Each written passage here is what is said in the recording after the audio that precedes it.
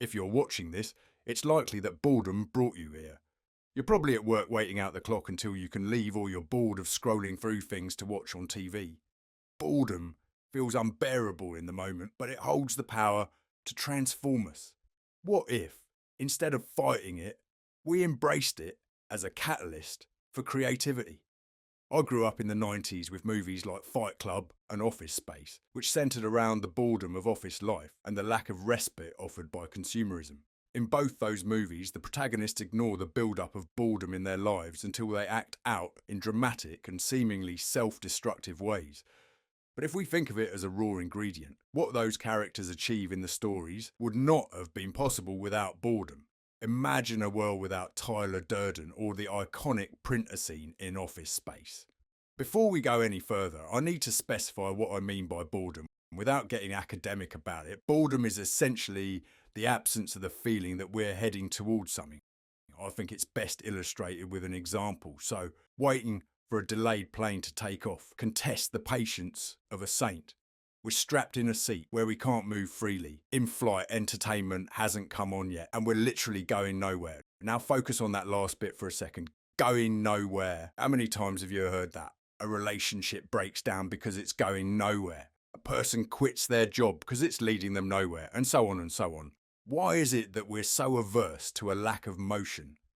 The answer lies all around us. We live in a cosmos where everything is moving. Nothing stays static, and everything is in a constant state of change. In fact, it's only our perception of the things we observe that make them seem like they're not changing. You look at a newborn baby, and within a month, that child looks completely different.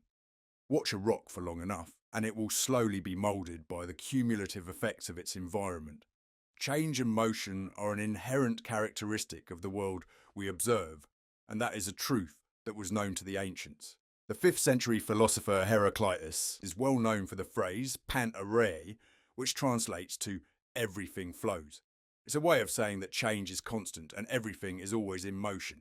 The Kybalion, a book said to be based on ancient Gnostic teachings, has a similar idea, claiming nothing rests, everything moves, everything vibrates.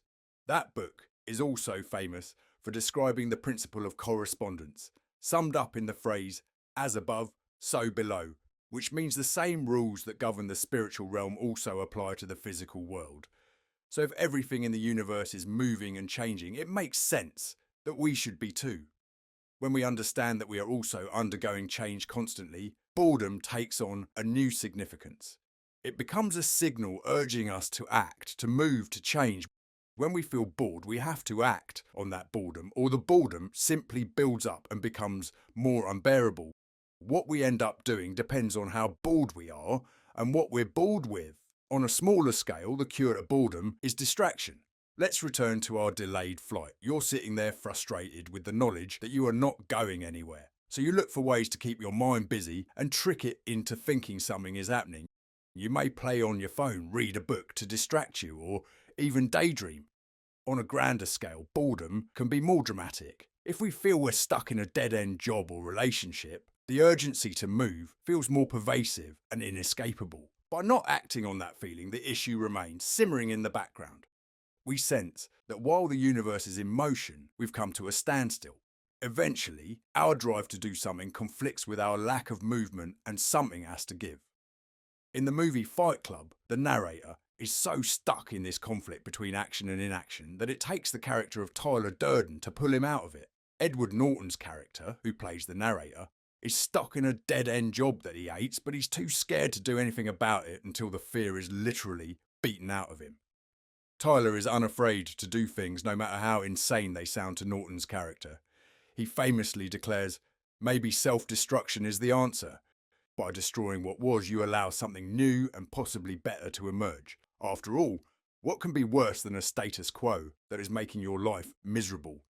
In reality, you don't have to do anything as dramatic as the characters in Fight Club. There's no shortage of limiting beliefs that we can destroy within ourselves without becoming completely self-destructive. The reason why you found yourself in any situation that bores you is likely your pre-existing dispositions and ideas. Have a dead-end job? Maybe it's your fear of the unfamiliar that's keeping you from finding something new. Bored of your relationship? Maybe you're projecting your own lack of creativity onto your partner. In any case, to get to the root of the problem, you need to break your existing way of doing things. The example of a dead-end job is something many of us are familiar with. We think of the job as the cause of our boredom, and our immediate reflex is to want to quit. Talk to someone who wants to leave their job, and they might tell you that they would rather be an artist or an entrepreneur, building their own business and so on. They talk about those things as if they're immediately interchangeable with their current job. Like quitting will automatically make them an artist or entrepreneur capable of earning a living. The secret is not necessarily to quit the job. There might be real reasons not to. There is a balance between completely rejecting the existing order of your life and letting a little chaos in to shake things up a bit. The point is to be an artist or entrepreneur, etc., regardless of whether you quit your job or not. Whenever you're feeling boredom, there's a voice or image that accompanies it. Think of the daydreams that emerge sitting at your desk. Is it running a business or working on a painting? Is it you being the hero of your own epic story? Boredom brings us gifts coded in the language of daydreams and fantasies. When we feel bored, it is our mind and the universe calling you to adventure. The more we ignore that call to adventure, the more intolerable our sense of boredom becomes. If, however, we take note of those hidden messages, we have the power to transform our lives. If you dream about fighting monsters, see what taking up a combat sport, for example, might do for you. If you dream of painting, take up art classes and then see how bored you feel during your working hours. Your sense of moving ahead in life will no longer come from your job, but instead from your new hobby. Doing the things we dream of doing puts us in motion towards becoming a better version of ourselves. It gives us the feeling of moving towards somewhere and alleviates us of the boredom we feel. We become part of the great cosmic process of change again. Let's end this video with a little exercise. Each time you catch yourself feeling bored at work or daydreaming, promise yourself to do one small thing that may help you towards your goals.